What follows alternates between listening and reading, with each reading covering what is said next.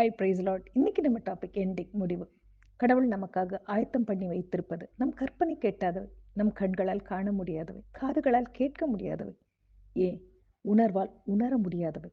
வாழ்வில் சில வேளையில் நம்மை அடுத்த நிலைக்கு கொண்டு செல்ல சில மூடப்பட்ட கதவுகளை கடவுள் நம் வாழ்வில் அனுமதிக்கிறது உண்டு. எல்லாமே அவர் நமக்காக வைத்திருக்கும் முடிவுக்கு அவசியமானது. அவர் சில கதவுகளை மூடுவதை பெரிய ஆசீர்வாதமான கதவுகளை திறப்பதற்கே, நம் கற்பனைக்கும் எட்டாத இடத்தில் நம்மை நிறுத்தவே. அவர் செய்யும் காரியங்கள் நமக்கு சற்றும் புலப்படாதவை, நம் அறிவுக்கு எட்டாதவை. இன்னைக்கு அதை பத்தி தான் பார்க்க போறோம்.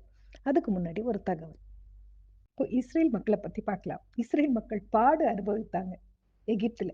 கடவுள் அவர்களுக்காக ஆயத்தம் பண்ணி வைத்திருந்ததை புரிந்து கொள்ள தெரியாமல் புலம்ப ஆரம்பித்தாங்க அப்படின்னு சொல்லலாம். 2 மில்லியன் ஜனங்கள் சாப்பிடுவதற்கு ஒன்றும் இல்லாத நிலையில் ஒவ்வொரு நாளும் மன்னா இஸ்ரேல் மக்களுக்கு புசிக்க கொடுத்தார். 40 வருஷம் போஷித்தார். அவர்களுக்கு எந்த விதத்திலையும் தட்டுப்பாடு வரல.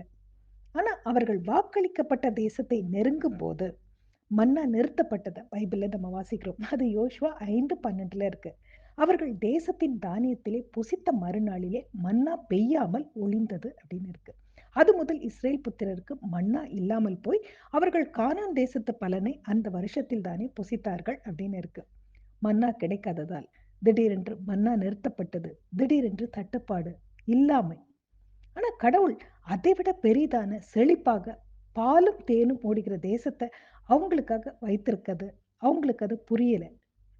சரியான அணுகுமுறை என்ன அப்படின்னா, அவர் நம்மோடு இருந்தாரே, கொடுத்தாரே, இப்போது விட்டு விட்டாரேன்னு யோசிக்கிறதுக்கு பதிலா, இப்போவும் நம்மோடு இருக்கிறார், கொடுப்பாரு அப்படின்னு யோசிக்க ஆரம்பிக்கணும் அப்படின்றது புரியுது. நிறுத்தத்தின் அடையாளமே நாம் பெருக்கத்தை பார்க்க, நிரம்பி வழியும் ஆசீர்வாதத்தை பார்க்க, தெய்வீக தொடர்பை ஏற்படுத்த அப்படின்றத புரிஞ்சுக்கணும். சில வேளையில கடவுள் நம் வாழ்வில் அனுமதிக்கிறது நம்மை தூக்கி நிறுத்த, நம்மை வருத்தப்பட வைக்க இல்லை அப்படின்றத புரிந்துக்கணும். காரணமே புரியாமல் வரும் இழப்பு, உறவின் முறிவு, கடவுள் புதிய உறவுகளை உண்டாக்குவதற்கே, புதிய வாய்ப்புகளை உண்டாக்குவதற்கேன்ற மனநிலைக்கு நம்ம வரணும். மன்னா நிறுத்தப்படுவதும் புதிய ஆசீர்வாதத்தின் பெருக்கத்தை காணப்போகும் அடையாளமா நம்ம பார்க்கணும் அப்படின்றது புரியுது இல்லையா? இப்ப நம்ம பார்க்க போகும் சம்பவம் எலியாவின் சம்பவம். அது 1 ராஜாக்கள் 17 இருக்கு. எலியாவுக்கு கர்த்தரின் வார்த்தை உண்டாகி கீழ் திசைக்கு போன்னு சொல்லுவாங்க. கேரித் ஆற்றங்கரை தண்ணீர் காகங்களை கொண்டு போஷித்தார் அப்படின்றதையும் நம்ம பார்க்கிறோம். அது 17:6 இருக்கு. காகங்கள் அவனுக்கு விடியற் காலத்தில் அப்பமும் இறைச்சியும், சாயங்காலத்தில் அப்பமும் இறைச்சியும் கொண்டு வந்தது அப்படின்றத பார்க்கிறோம்.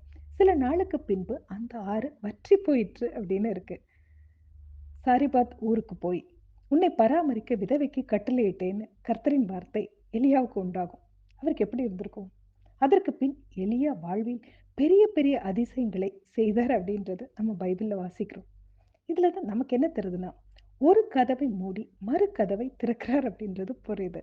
கடவுள் நம் வாழ்வில் சில கதவுகளை அடைப்பது தற்காலிகமானது அல்ல.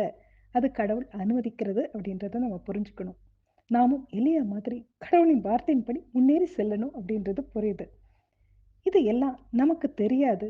நிறுத்தப்பட்ட, அடைக்கப்பட்ட அனுபவத்தில் இருக்கும் நம்ம புரிந்து கொள்ள வேண்டியது என்ன அப்படின்னா, எலிசா மாதிரி அடைக்கப்பட்ட அனுபவம் நம் வாழ்வின் சிறந்த பகுதியாக மாறும்னு புரிந்து கொள்ளணும்.